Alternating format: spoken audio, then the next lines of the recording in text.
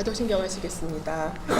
전능하사 천지를 만드신 하나님 아버지를 내가 믿사오며 그 외아들 우리 주 예수 그리스도를 믿사오니 이는 성령으로 인태하사 동정녀 마리아에게 나시고 본디오 빌라도에게 고난을 받으사 십자가에 박혀 죽으시고 장사한 지 사흘 만에 죽은 자 가운데서 다시 살아나시며 하늘에 오르사 전능하신 하늘 편에 앉아 계시다가 저리로서 산자와 죽은 자를 심판하러 오시리라.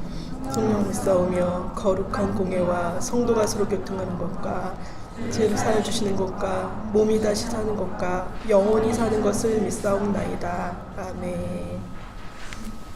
네, 말씀은 시편 32편 1절 말씀 보겠습니다. 네, 시편 32편 1절 말씀입니다.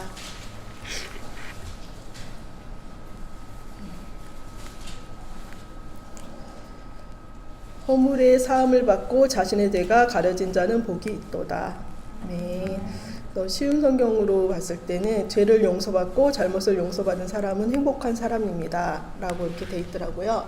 그래서 제가 이제 제 삶 가운데 좀 하나님과 좀 동행하는 삶을 살고 싶고 그런 마음들이 있는데, 제 안에 좀 용서받는 삶이 많이 이렇게 없었다. 많이 현저하게 줄어들었었고, 그래서 그렇게 없었다라는 그런 생각이 많이 들었었습니다. 그래서 하나님께 용서받는 삶, 하나님께 고백하는 삶, 용서받고 그런 은혜가 정말 제 삶에 좀 충만했으면 좋겠다, 이런 생각을 좀 했었습니다. 그래서 함께 우리의 삶 가운데 주님께 용서받는 삶이 충만하도록 그렇게 같이 기도하는 시간 갖겠습니다. 아버지 하나님, 스레베케나이 라스네르게 스레베스케레레레라스키 아버지 스레베케나나 라스케레베알라라발라라스케레레라스키 주님 앞에 계속 나아가도록 은혜를 베풀어 주시옵소서. 하나님, 이것이 얼마나 우리에게 은혜가 되는 일이고 복된 일인지 깨닫게 해주셔서 너무나 감사합니다. 에베스레베나나 스케레레레라스케레레 너무 멀리 가 있었고, 아버지 하나님 스레베케나나 소돌이키는 은혜를 허락하여 주시고 레베케달라 이레레레레레레라 스케레레레레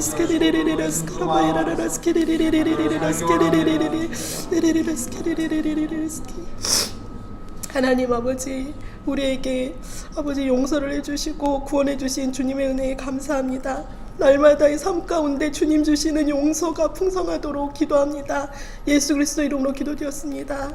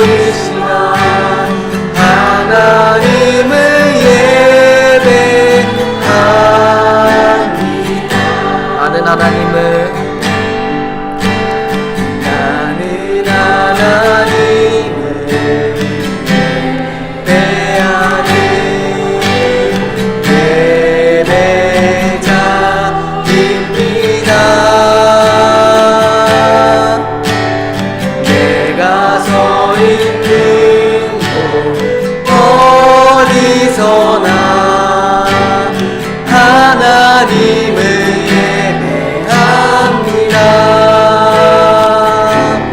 내 영혼 거룩한 그길을 향하여 내 마음 완전한 하나님 향하여 그곳에서 바로 이 시간 하나님을 예배합니다.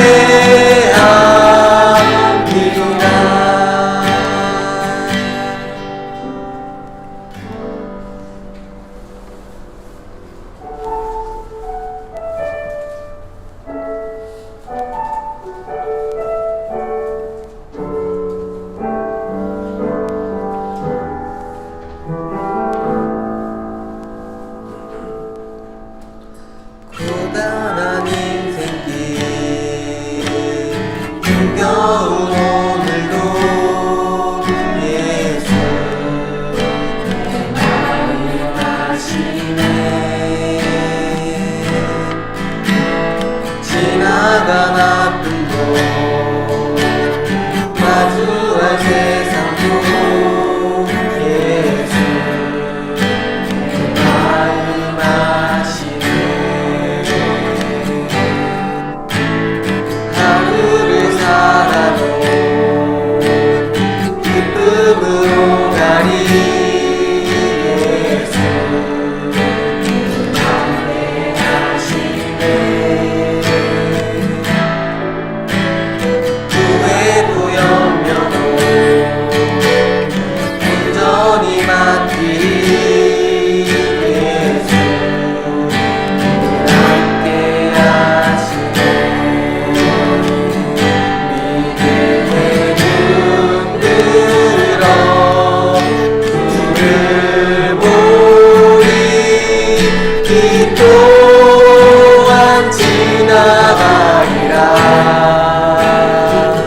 주어진 내 삶의 시간 속에 주의 뜻 알게 하소서.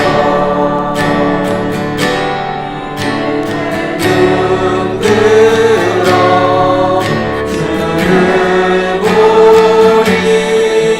이 또한 지나가리라.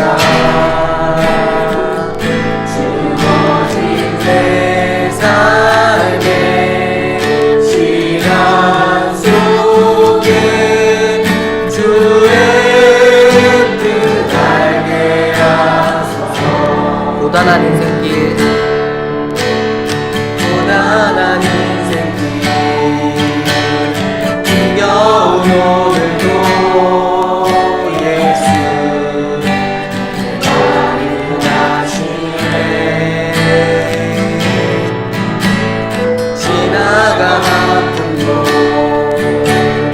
마주할 세상도 예수 내 마음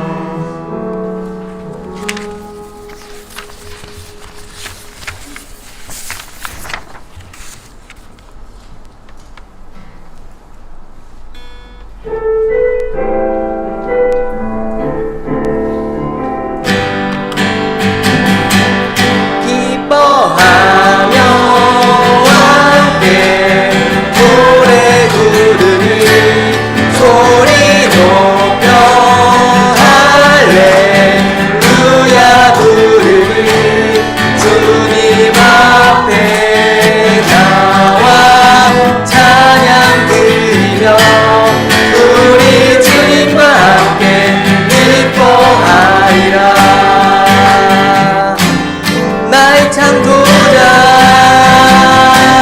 나의 구원자 가장 귀한 나의 예수님 찬양합니다. 나의 치료자 나의 선한 목자 되신 주 예수 나의 주 찬양하리. 기뻐하며 함께 노래 부르니 소리 높여 할렐루야 부르니 주님 앞에 나와 찬양 드리며 우리 주님과 함께 기뻐하리라. 나의 창조자 나의 구원자 가장 귀한 나의 예수님 찬양합니다. 나의 치료자 나의 선한 목자 되신 주 예수 나의 주 찬양하리.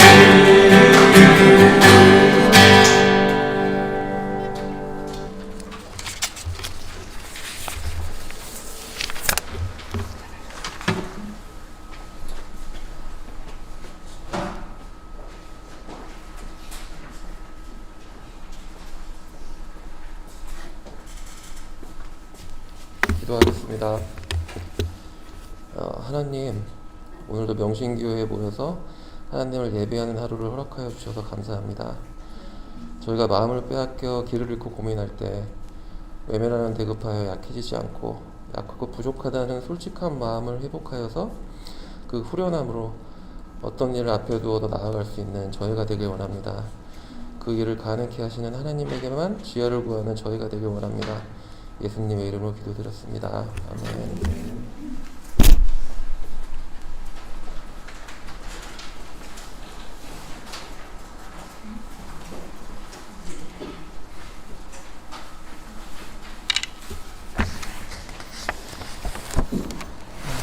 성경 말씀 누가복음 2장 1절에서 7절입니다.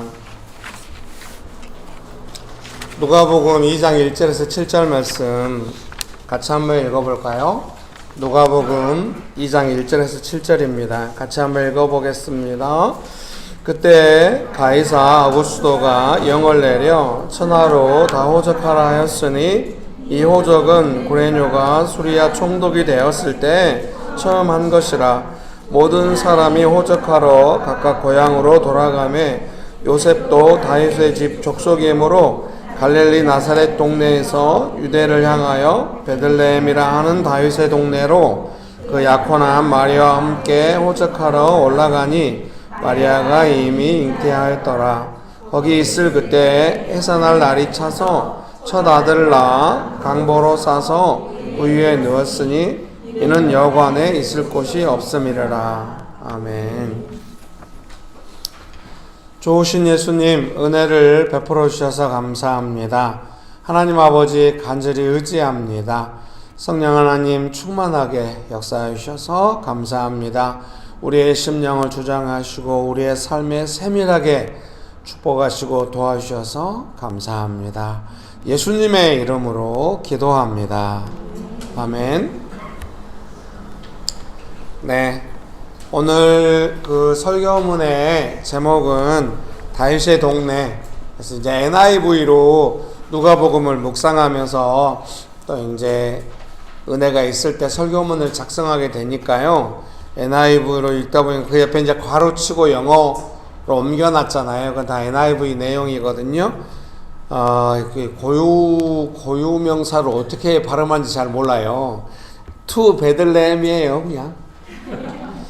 그러니까 이게 이제 그 파닉스로 하자면은 뭐 거의 이렇게 갈 가망이 높아요. BTH니까 도와주세요. 비슬르흠 뭐 이렇게 비슬레. 네, 이걸로 웃길지는 몰랐습니다. to Bethlehem, the town of David 이렇게 된 거예요. The town of David. 그래서 다윗의 어떤 타운 뭐 이런 거죠. 베들레헴은 다윗의 타운이다 뭐 이런 말인 것 같아요. 그래서 여러분 룻기 아시죠? 룻기. 가을이죠. 마사가 그냥 좀 늘어지고 그러시죠. 오늘도 날씨도 갑자기 쌀쌀하고 이래가지고 따뜻한 커피 마시면서 그냥 방바닥에 딱 누워있어야 딱 제격인데 어떻게 교회까지 오셨어? 네.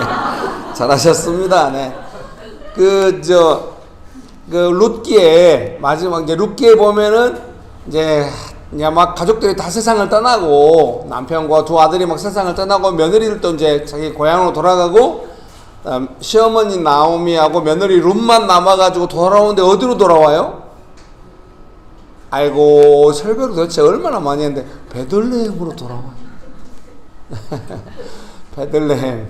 네, 여러분 축복합니다. 우리 때는 이렇게 베들레헴 막 이렇게. 네, 다행입니다. 죽이려고는 안 하네. 아우 우리 정익집사님이 크게 웃어주네요. 예, 우리 정익집사님 보고 아재 개그를 하면은 우리 유나가 저를 죽일지도 몰라요. 유나가 도대체 왜 저러셔 이런 표정. 예. 축복합니다. 미안합니다. 아 어떻게 하다 실명으로 이렇게. 그래서 이제 나오미와 룻이 베들레헴으로 돌아오는데 거기서 이제 룻이 보아스를 만나서 결혼하잖아요. 그래가지고 이제 보아스가 룻을 통해서 낳은 아들이 오벳입니다. 베들레헴에서 오벳이 낳은 아들이 이새입니다. 이새가 낳은 아들이 다윗입니다. 룻기의 사장의 마지막 부분에 그게 나와요. 그래가지고 룻기 다음이 사무엘상이잖아요. 사무엘상 한 16장쯤 가면은 이제 하나님께서 사울을 보고 슬퍼하시고 불순종하는 사울을 슬퍼하시고 새로운 사람을 세우시겠다 사무엘을 보내요. 이새의 집으로. 거기가 어디? 베들레헴. 베들레헴에 보내서 들에서 양치고 있는 다윗에게 기름을 부었습니다. 그래서 이제 다윗의 동네, 이 말은 다윗의 고향 이런 뜻도 된다고 주석이 하더라고요. 그래서 다윗의 동네에서 베들레헴에서 예수님 태어나셨습니다. 근데 왜 그러면은 베들레헴에서 태어나셨는가? 이제 호적하라고 해가지고 이제 이 호적하라고 한 것도 총독이 누구냐 역사적으로 좀 말이 많습니다. 저는 언제나 성경이 가장 풍부한 자료를 갖고 있다고 믿고 무엇보다도 성경을 기록하는 사람들을 완전 저는 신뢰하고 믿어요. 그러니까 그 사람이 혹시 역사가로서 좀 뭐 어떻게 좀 아주 최고의 역사가가 아닐지는 몰라도 그 마음의 의도가 너무 좋은 거예요. 오늘 이 누가복음을 기록한 누가가 도대체 누굽니까? 그는 유대인이 아닙니다. 유대인들을 위해 쓸 필요가 없어. 뭐 이렇게 앞뒤 짜맞추려고 하는 사람이 아니고 더군다나 그 사람이 누굽니까? 바울과 함께 엄청난 고난을 받은 사람이야. 전도여행을 계속 다니면서 감옥에 가고 막 이런 사람입니다. 이방인으로서. 네. 여러분 축복합니다. 더군다나 그는 이과야. 의사. 인문학적 소양이 높은 의사. 인과관계가 안 맞아떨어지면 검증하려고 하는 치료를 해야 되니까 사람을 환자를 잘못하면 환자가 큰일 나니까 이 사람은 완전 동기가 검증된 사람입니다. 결코 그 바울과 함께 엄청난 성령의 역사하심을 보고 예수님 앞에서 사람들이 어떻게 사는지 보고 바울이 사랑하는 사람. 누구 아니야? 완전 검증된 사람. 아주 객관적인 사람. 네. 여러분 축복합니다. 그래서 호적하러 갔는데 이제 거기 보면은 4절 같이 한번 읽어볼까요? 누가복음 2장 4절 같이 한번 읽어보겠습니다. 시작. 요셉도 다윗의 집 족속이므로 갈릴리 나사렛 동네에서 유대를 향하여 베들레헴이라 하는 다윗의 동네로. 네. 그래서 이제 다윗의 집 족속이기 때문에 이제 베들레헴으로 갔다는 것이죠. 호적하러. 그래서 예수님도 베들레헴에서 태어나셨다. 근데 미가서에 보면은 베들레헴에서 메시아가 태어나신다 이렇게 예언되어 있는 거예요. 이렇게 뭐 요셉이 이걸 알고 이렇게 했다고 보기는 어려워요. 내용에 보니까 그냥 또 호적하러 갔는데 이제 예수님 태어나신 겁니다. 탄생하신 겁니다. 네, 성경의 예언이 성취된 것이죠. 여러분 축복합니다. 예, 설교문 서로 읽어드릴게요. 들에서 양떼를 지키던 목자들에게 큰 기쁨의 좋은 소식이 전해집니다. 누가복음 2장 11절인데요. 오늘 다윗의 동네에 너희를 위하여 구주가 나셨으니 곧 그리스도 주시니라. 네, 여러분 축복합니다. 예수님께서 베들레헴에서 나신 이유를 이렇게 설명합니다. 우리가 방금 읽었던 누가복음 2장 4절입니다. 요셉도 다윗의 집 족속이므로 갈릴리 나사렛 동네에서 유대를 향하여 베들레헴이라는 다윗의 동네로 모든 사람이 호적하기 위하여 각각 고향으로 돌아가야 했던 것입니다. 여러분 축복합니다. 설교문 1번입니다. 해산할 날이 차서 살던 곳 갈릴리 지역 나사렛에서 베들레헴까지 임신한 몸을 이끌고 이동하였습니다. 첫 아들을 출산하였지만 머물 곳이 없었습니다. 그래서 NIV 성경은 제가 가로치고 해놨던 No guest room 이렇게 해놨더라고요. 그래서 그 이제 지도로 봤더니 갈릴리 나사렛은 아주 북쪽이에요. 그리고 베들레헴은 아주 남쪽이에요. 그래서 직선 거리로는 한 120km, 이제 보통 거리로는 한 170km, 또 어떤 주석에 따라서 150km 뭐 이렇게 했더라고요. 그래서 중간 딱 반띵해가지고 160km. 축복합니다. 이게 좀 되게 그 몇 날에 걸쳐서 같이 이렇게 갈릴리 나사렛에서부터 온 겁니다. 성경은 비교적 담담하게 설명하고 있습니다. 그러나 아이를 출산한 경험이 있는 사람이라면 저는 출산하지 않았고요. 제 아내가 출산했고요. 출산한 사람도 힘들긴 힘들어요. 근데 옆에서 돕는 사람도 무지하게 힘들어요. 제 아내는 이제 애 낳을 때, 애 셋 낳을 때 양가 집안에서 아무도 올 수가 없으니까 또 저기서 주워 들었거든요. 산후조리할 때 잘 안 도와주면 평생 욕을 들어먹는다 이런 소리를 들어가지고 아내가 첫 아이를 낳았을 때 이제 그때는 산후조리원이라는 개념이 없었어요. 경기 남부 일대에 안양에 딱 하나 있었어요. 저희 그때가 아마 이제 의왕시에서 간사 공동생활집에 살 텐데 그때 돈으로 한 25년 전이죠. 그때 돈으로 한 200만 원 가까이 했어요. 25년 전에. 그 돈을 간사하면서 끌어모아가지고 아내를 산후조리원 3주를 보냈어요. 아내는 그때가 제일 좋았다. 자기 인생에 그때가 제일 좋았대. 얼마나 인생이 힘들면 그 산후조리가 좋았다고 그럴까. 그러니까 평생 손에 물 말할 없이 맨날 애들 기르고 이제 돌보는데 그때는 딱 있죠. 보호받는 시간. 그래서 둘째, 셋째를 낳으면서는 셋째가 이제 7개월 만에 5개월 만에 나올 뻔한데 7개월 만에 나와가지고 신생아 중환자실에 있었어요. 낳고 나서도. 아내가 너무 슬퍼하면서 애도 없는데 뭔 산후조리냐고. 난 집으로 가겠다. 안 돼, 여보. 산후조리 해야 돼. 이때도 잘해야 돼. 그래서 이제 당산역 근처 어디에, 합정역, 당산역 근처 어디에 산후조리원을 찾아가지고, 또 그 근처에 또 이렇게 청과물 가게들이 쫙 있어가지고, 과일을 사다 나르면서 아내를 돌봤던. 제가 우리 교회가 이전하면 어디로 가야 될까 할 땐 당산역 주변인 장소도 많이 나오고 분위기도 좋더라고요. 싫어요? 지금 우리가 막 어린애들 그 쓰는 장소까지 포함하면은 관리비 포함해서 한 380 내고 있거든요. 그래서 조금 어디로 좀 가볼까. 저렴하고 넓은 곳으로. 언제나 지금보다 더 좋은 곳으로 우리가 왔어요. 그러니까 걱정하지 마시고. 안 가도 돼. 뭔 얘기다 여기까지. 이게 나이 들어가지고 이제 주책이야. 그러니까 힘들어요. 이렇게 출산하는 거 안정되게 있어도 힘들어. 요즘 얼마나 발달해 있습니까? 근데 이렇게 막 이동을 하고 머물 곳이 없어가지고 막 출산 과정은 전혀 안 나오잖아요. 얼마나 어려움이 많았을까 충분히 짐작이 돼요. 낯선 곳에 가서 출산을 한다니. 항상 익숙한 곳에서 출산을 해도 쉽지 않거든요. 항상 가서 계속 상의하던 의사와 어떤 의료진 안에서 애를 낳아도 얼마나 힘듭니까? 근데 멀리 이동해가지고 낯선 곳에 가서 막 머물 곳도 없는데 아이를 낳았다. 좀 예수님께서 오신다는 것이 이렇게 오신다는 것에 대해서 다시 한번 뼈저리게 생각하게 되는 것 같아요.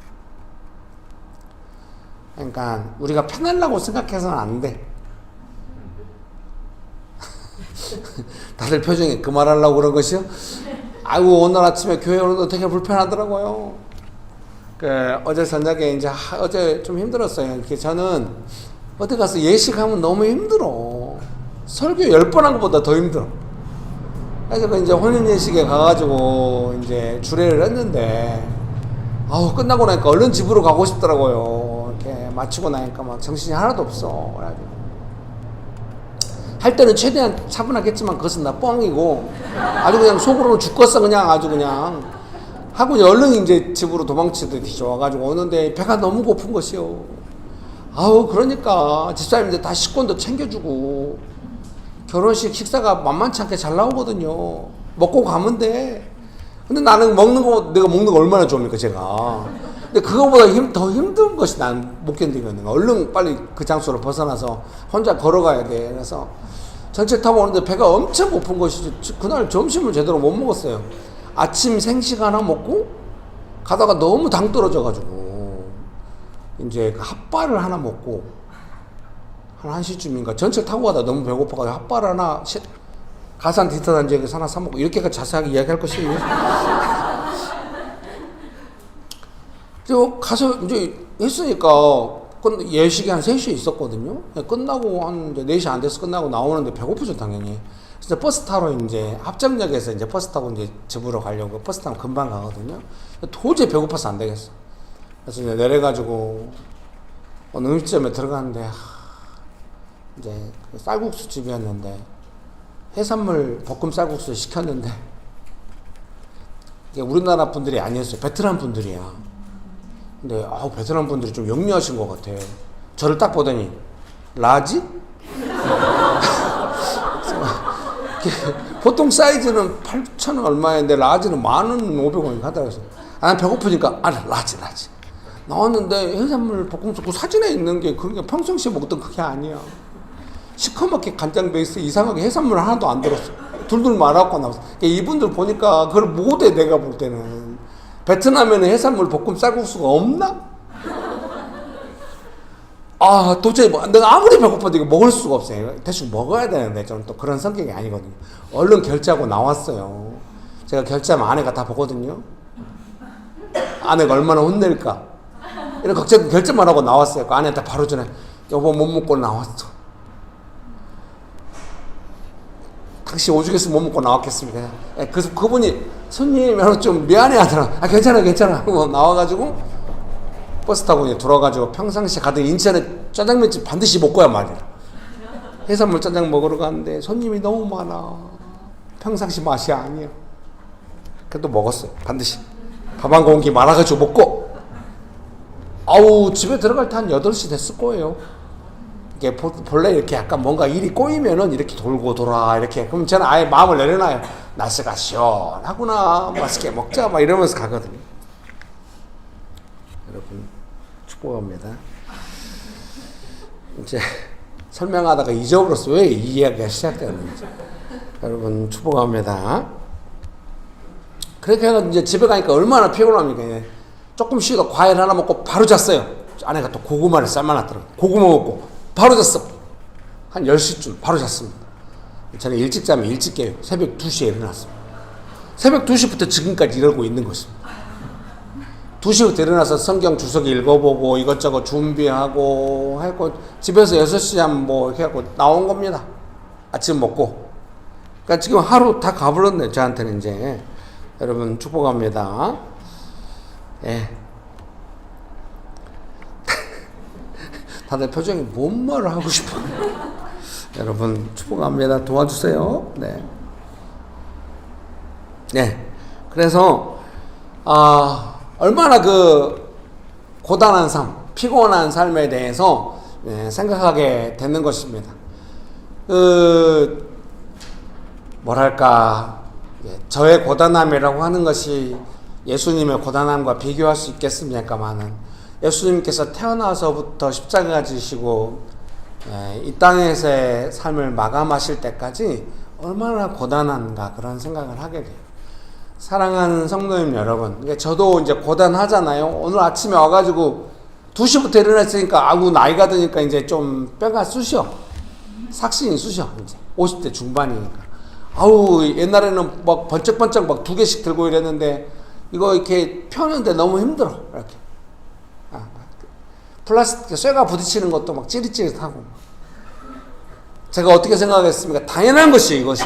고단의 인생은 막 이러면서 펴가지고 바닥 닦고 이렇게 준비해 놓고 가서 아이스 라떼를 도저히 못 먹겠다. 이제 제가 얼죽어거든. 얼어 죽어도 아이스야. 근데 오늘은 따뜻한 라떼를 먹었다는 거 아닙니까? 따뜻한 라떼는 안 좋아. 거품이 너무 많아. 여러분 가끔가다 설교가 이럴 때가 있어요. 이렇게 여러분 축복합니다. 저는 이런 고단한 삶에 고단하다는 것이 피부로 순간순간 계속 와닿아요. 나이가 드니까 괜찮아. 예수님을 따라 사는 삶은 본래 고단하고 예수님도 그러셨고 고단해. 고단한 걸 이상하게 여기면 안 돼. 본래 고단해. 여러분에게 별로 도움이 안 되는 것 같아요. 오늘 정말 설교가 만연체네요. 우리 아들이 홈스쿨 한다 중학교 안 간다고 그래가지고 이제 아들하고 중학교 할 때 체육을 해야 되잖아요. 그래서 동네 복싱장에 가서 같이 복싱을 했거든요. 그분이 동네 복싱장에 애들도 오고 어른들도 저같이 이렇게 막 비만 체형 오고 전문 복싱 클럽이 아니야. 그냥 그 다이어트를 위한 복싱 체육인데 그분이 너무 진지해. 애들을 얼마나 훌륭해. 애들이 관장님 너무 힘들어요. 관장님이 복싱은 본래 힘들어. 제가 속으로 장사가 되겠냐? 여러분 예수님을 따라가는 삶은 고단해. 그리고 예수님 안 따라가면 더 고단해. 인생에 은혜가 없으니까 더 고단해. 근데 예수님 따라가도 하나도 고단함이 없고 이러지 않아. 고단해. 고단한 거. 여러분 축복합니다. 예수님 태어나실 때 이렇게 고단하잖아요. 그리고 이 글을 기록한 사람도 세상에 분명히 누가가 알고 있잖아요. 뭘 알고 있어요? 누가복음 2장 12절에 오늘 다윗의 동네에 너희를 위하여 구주가 나셨으니 곧 그리스도 주시니라. 온 우주의 주인이 태어나셨어. 어떻게? 나사렛에서 갈릴리까지 이동해가지고 머물 곳이 없는 상태에서 태어났다는 구유에 누이고 이거를 기록하는 거예요. 누가는 다 알아요. 성령님의 역사하심이 어떤 건지 다 경험해. 죽은 사람 일어나고 막 엄청난 성령의 엄청난 고난 가운데서 성령께서 어떻게 해서 다 알아요. 그걸 기록한 사람이에요. 사도행전을 기록한 누가니까 다 알아요. 그런데 그 사람이 이렇게 기록하고 있는 예수님은 이렇게 태어나셨다. 기록한 사람들이 자신의 삶들도 고단하고 그냥 성경의 기록이라는 것이 아주 독특하다고 저는 생각한 거예요. 용비어천가 아시죠? 500년 전에도 조선은 용비어천가를 써. 근데 성경은 그런 거 아니에요. 문과가 아니라서 용비어천가를 모르시는 거. 이성계부터 시작해가지고 이성계 아버지, 할아버지 그 사람들이 어떻게 위대하게 태어났다 이런 게 용비어천가예요. 성경은 안 그래요. 구주가 나셨는데 이렇게 태어나셨다. 이렇게 조건. 2000년 전에 얼마나 독특한지, 얼마나 인류의 그 모습과 거스르는지, 안 닮았는지, 얼마나 겸손한지 놀랍죠. 여러분도 여러분 자서전을 쓰거나 여러분 아버님, 어머님의 자서전을 쓴다면 좋은 것만 쓰려고 할 거예요. 예수님의 구주, 예수님께서 구주로 태어나셨는데 그 예수님의 탄생하심에 대해서 이렇게 고단함에 대해서 기록하고 있습니다. 성경은 비교적 담담하게 설명하고 있습니다. 그러나 아이를 출산한 경험이 있는 사람이라면 이것이 얼마나 힘들고 어려운 여행인지 알 수 있습니다. 문화적 차이는 있을 수 있습니다만 출산에 관해서 어쨌든 출산을 했는데 머물 곳이 없어서 구유에 누였다는 것도 상상하기 쉬운 일이 아닙니다. 예수님께서 오시는 것이 이렇게 소박하고 어쩌면 낮게 오셨는지 알 수 없습니다. 그리고 이 내용을 증언하는 사람들도 진실하고 소박하게 전달하는 것이 놀랍습니다. 여러분 축복합니다. 설교문 2번입니다. 목자들이 밤에 밖에서 자기 양떼를 지키더니.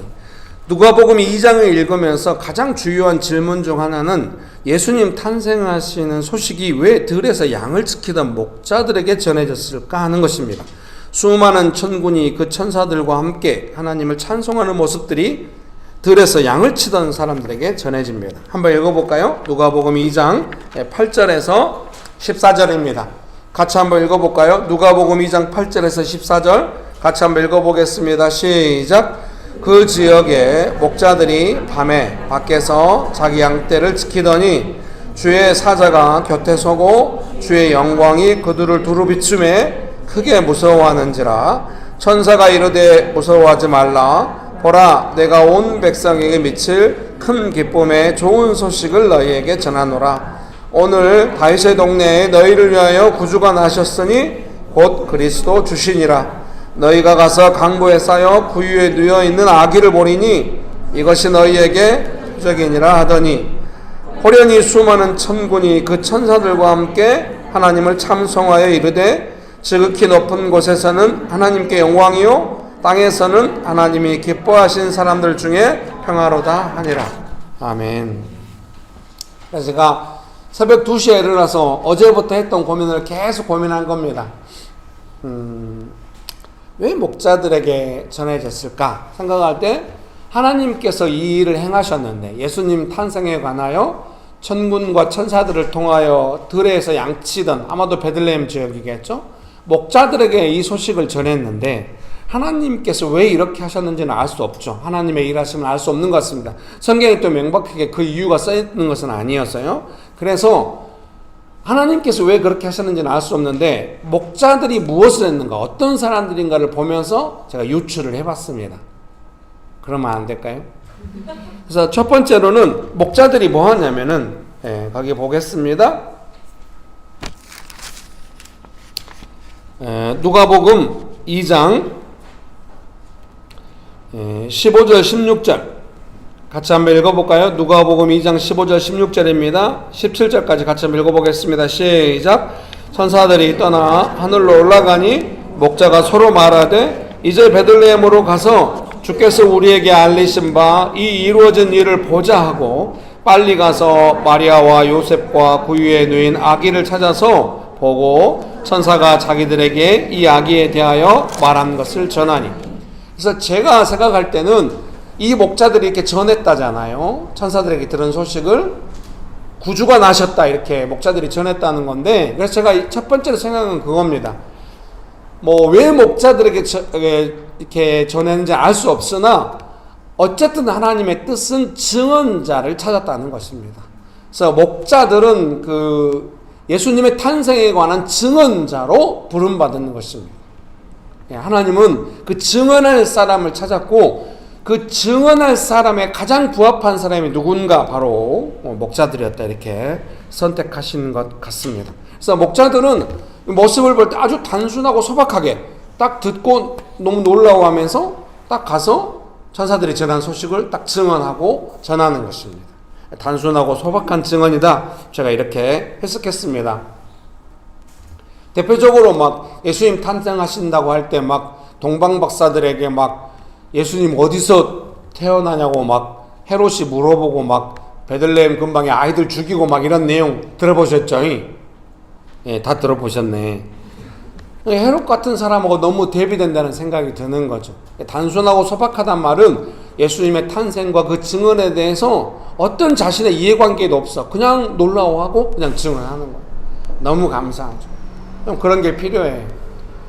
제가 우리 교회에서 가장 그렇게 단순하고 소박하게 증언하는 사람이 누가 있을까? 차은주 집사님이 떠올랐어요. 자기 이해관계가 많이 없어. 그냥 단순하게 증언해. 여러분 축복합니다. 아니 막 차은주 집사님 농담으로 자기 이해관계가 있는 것처럼 말해도 그것은 진실이 아닙니다. 어느 누구보다도 우리 중에 이해관계가 없어. 이해관계가 없단 말은 뭐 교회에서 뭔 이해관계가 있겠습니까? 근데 기본적으로 자기 희생적으로 바라보는 측면이 분명히 있어. 어떤 일을 바라볼 때. 좋은, 그 하나님께서 세우신 증언자들의 가장 우선적인 어떤 소양이라고 할까요? 성품이라고 하는 거 안에는 그런 것이 있는 것 같아요. 여러분 축복합니다. 다들 표정이 그럼 나는 각자 알아서 생각하면 되지. 그것을 또 왜 나가죠? 여러분 축복합니다. 그래서 하나님께서 쓰시는 사람께 단순하고 소박한 증언. 그래서 여러분 교회 안에서나 보통 하나님의 역사하심에 대해서 나의 자신에 관계된 일에는 게 쉽지 않겠지만 어떤 교회 안에서 경험하고 훈련하고 이럴 때 순간 이것이 나의 이해관계로 막 해석되잖아요. 그런 거를 잘 경계해야 돼. 그러니까 교회 안에 아무리 은혜가 있어도 나한테 이익이 안 되면 의미 없이 이렇게 가면 너무 이상한 거예요. 같이 기뻐하고 은혜를 누리고 또 내 삶의 현장에서 가난한 마음으로 은혜를 구하고 이러면서 좀 단순하고 소박하게 살아야 돼. 예수님의 일하심에 대해서 보고 감사해야 하고 내 삶에도 그런 일을 사모하고 이렇게 단순하게 소박하게 하나님께서 목자들을 단순하고 소박한 증언자로 부르셨다. 저는 이렇게 생각이 들었습니다. 그리고 이게 좀 제가 잘 해석한 건지 모르겠는데 그 누가복음 2장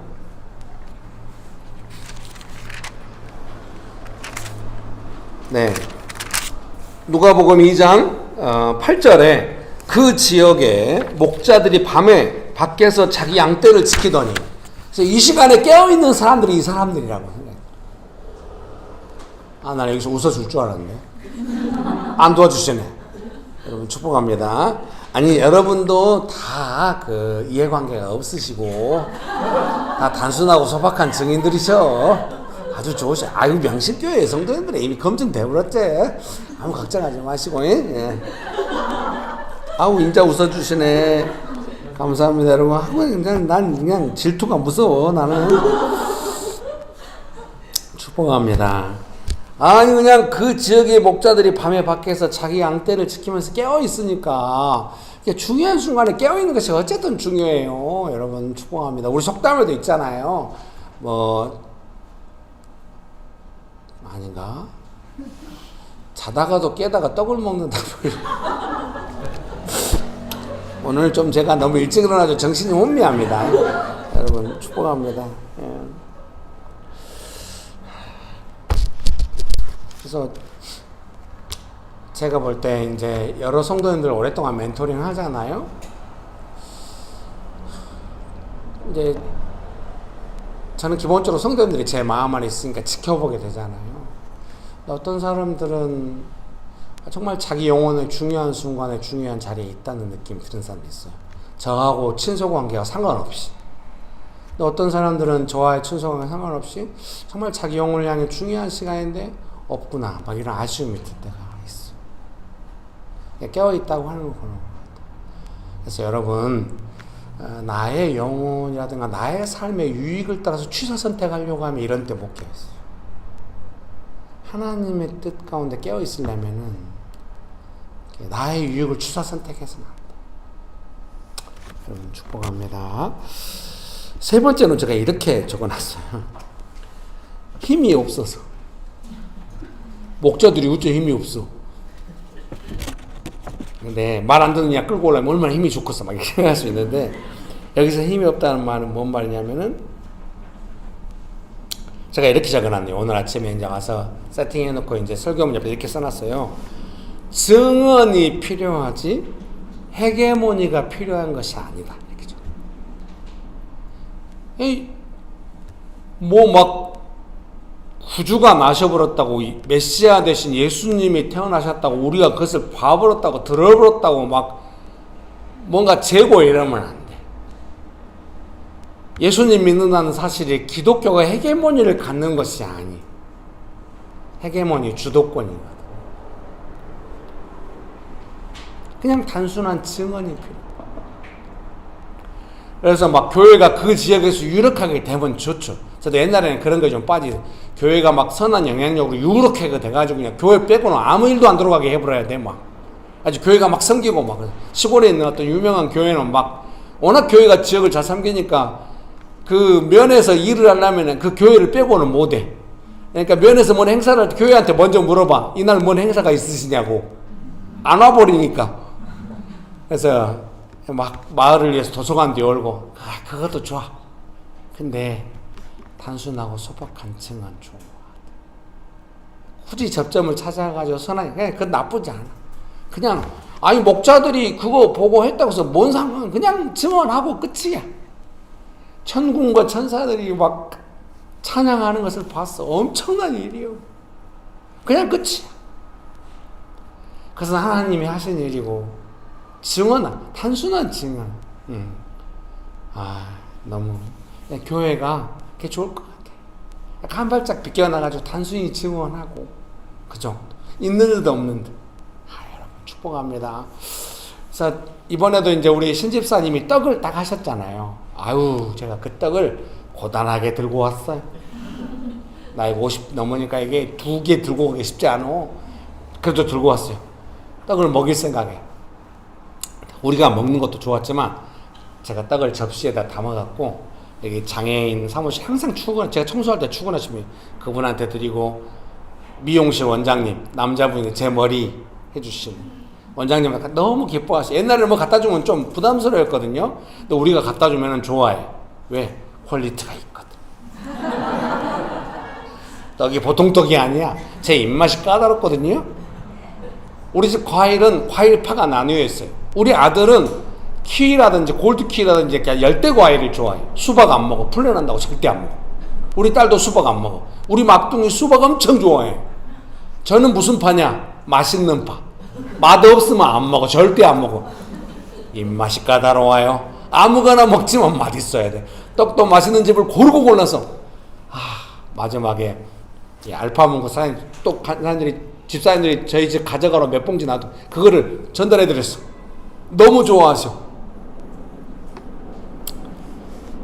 여러분도 이제 싸갖고 주변에 나눠줘야 됩니다. 먹고 싸가불고 이러면 조금 이제 남으면 싸가는 게 좋았는데 요즘은 싸가려고 일부러 남겨놓고 그런 건 아니겠죠. 싸가는 것이 우선은 아니야. 나눠줘야 돼. 왜? 그냥 단순히 소박하게 전달하고 끝이. 뭐 힘을 갖고 싶지 않아. 뭐 어떤 것도 하고 싶지 않아. 단순하고 소박한 좋은 거 선물 주고 끝. 여러분 축복합니다. 저는 그런 것을 통해서 뭘 느끼냐?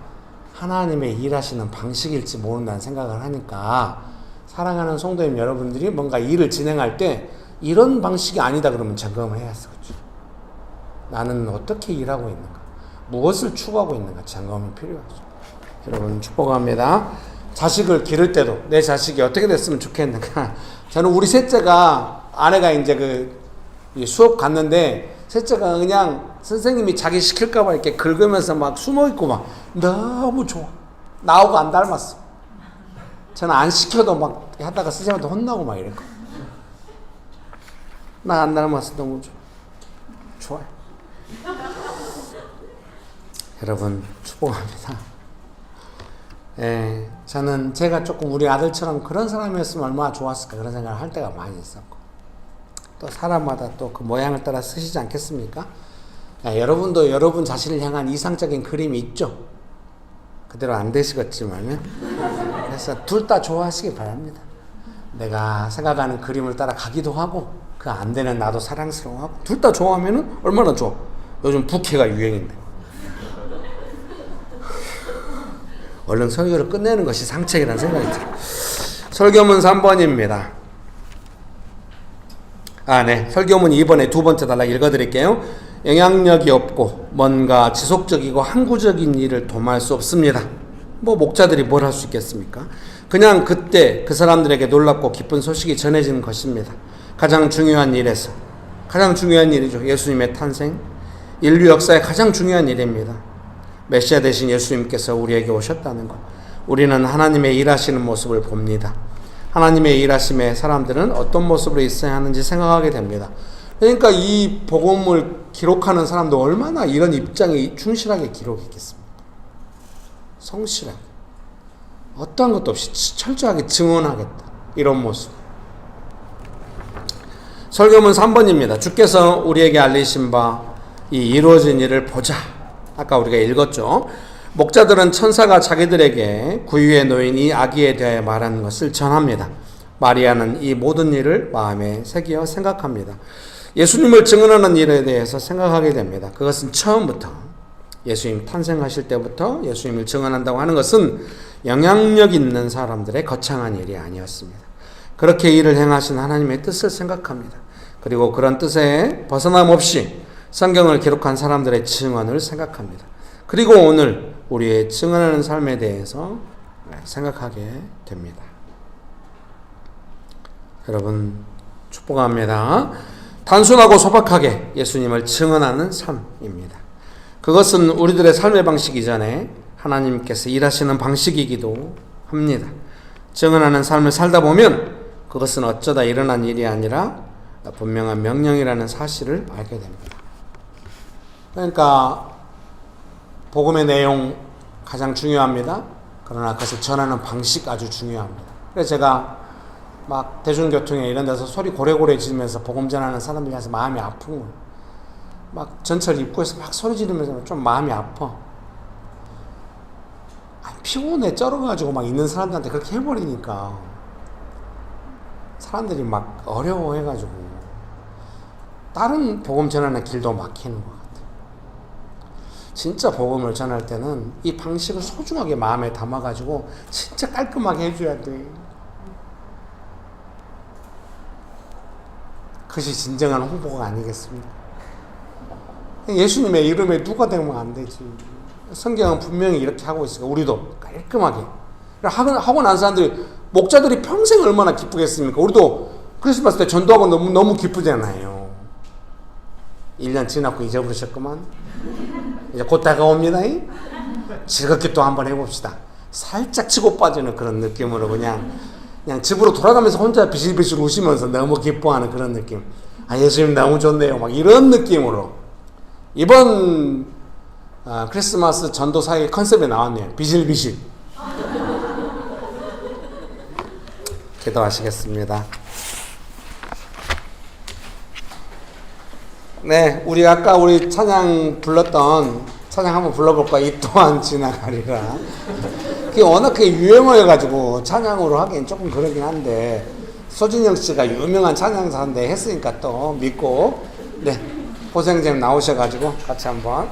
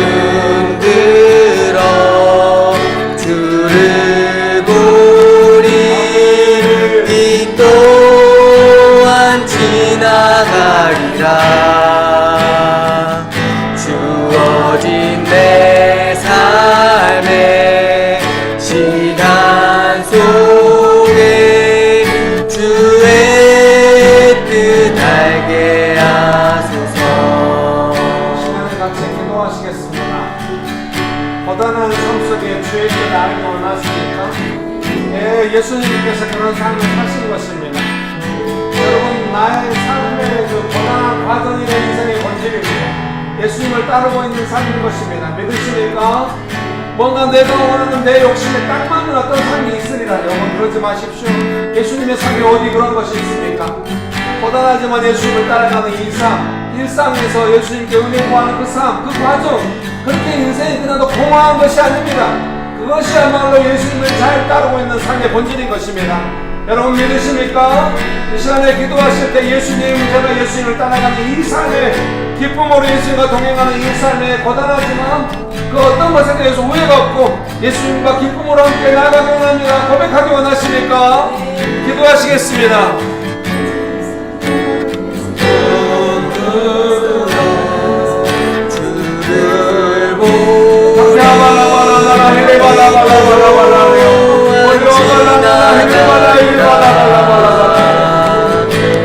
주어진 내 삶의 시간 속에 주의 뜻 알게 하소서. 믿음의 눈 들어 주를 부리 이 또한 지나가리라. 주어진 내 삶의 시간 속에 주의 뜻 알게 하소서.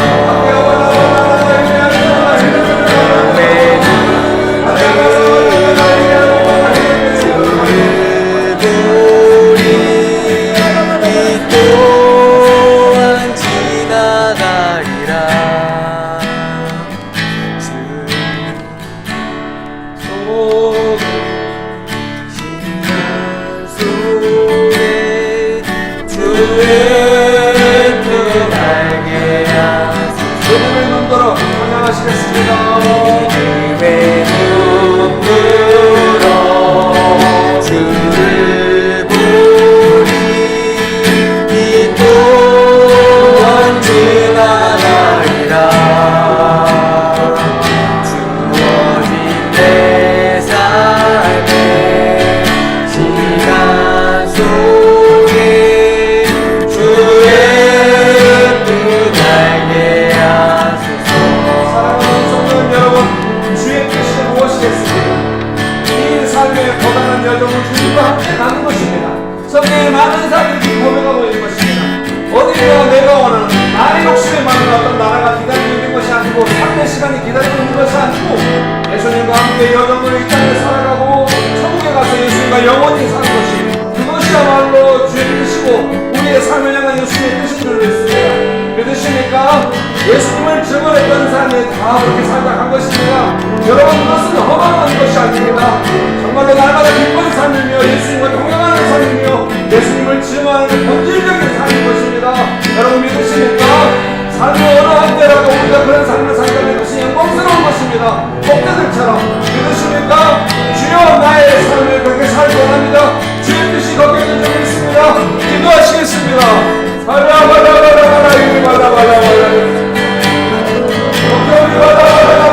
여러분, 허무하게 생각하지 마십시오. 기뻐하십시오. 이것은 예수님을 증언하는 복된 삶입니다.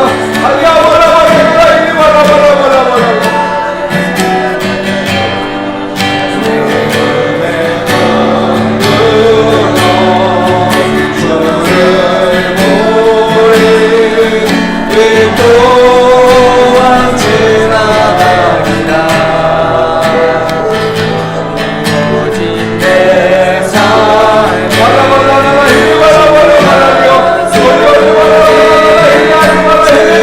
삶의 뜻 알게 하소서. 믿음의 눈으로 우리 이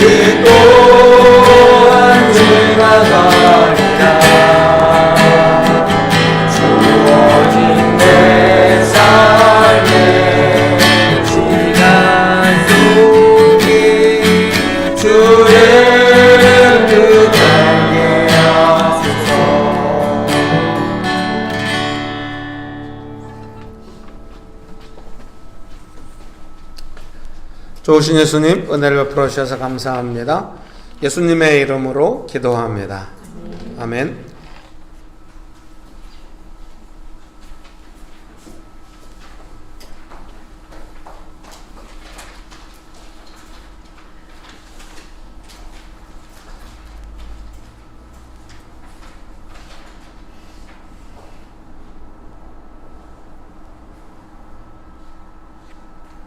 네, 기도하시겠습니다. 주님을 기억하고 이 자리로 인도하여 주셔서 감사드립니다. 주님께 주님의 것들을 올려드립니다. 자꾸만 제 것으로 착각하고 욕심내려 하고 감사가 없음을 주님께 고백합니다. 용서하여 주옵소서. 여기 현장과 온라인을 통해서 예배드리는 분들의 마음을 올려드립니다. 그들의 마음을 받아주시고 굽어 살펴 주옵소서. 하루하루를 잘 감당하며 더 깨어있기를 원합니다. 예수님의 이름으로 기도드립니다. 아멘.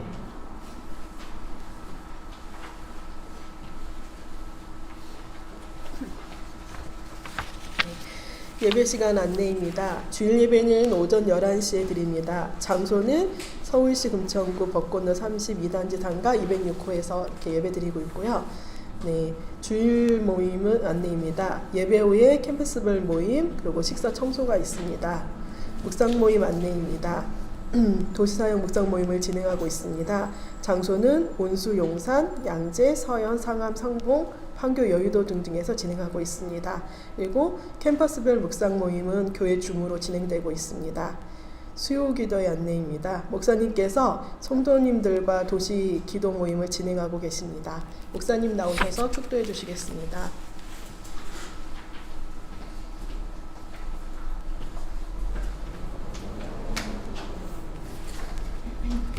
예수님과 동행하는 삶을 살고 그 과정과 방식을 배우면서 순종하시면은 내가 내 삶의 주인 되어가지고 애쓰던 것보다 훨씬 열매가 많을 겁니다. 믿으십니까? 저도 막 목회할 때 빨리 사람을 세워야겠다는 제 욕심으로 막 교회가 그림이 나오게 하려고 막 사람들한테 매달릴 때는 잘 안 됐어요.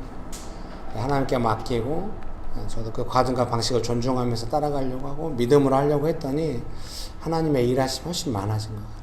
무엇보다 교회가 평안하고 저 때문에 다들 힘들어했거든요. 또 이거를 이렇게 깊이 받아들이니 또 씁쓸하네요. 여러분의 삶에 애쓰고 수고한 것이 있으시지만은 하나님께서 일하시는 것이 더 많아지는 방식을 선택하시기를 주의 이름으로 축복합니다. 네, 축도로 예배를 마치도록 하겠습니다. 지금은 우리 주 예수 그리스도의 은혜와 아버지 하나님의 크신 사랑과 성령님의 교통하심이 예수님을 증언하는 삶으로 그 예수님의 뜻과 방식에 순종하는 삶을 살기로 결정하는 명신교회 사랑하는 성도들의 삶 위에 명신교회 위에 조국교회 위에 온 열방 위에 지금으로부터 영원토록 함께 하시기를 간절히 축원합니다. 아멘. 감사합니다.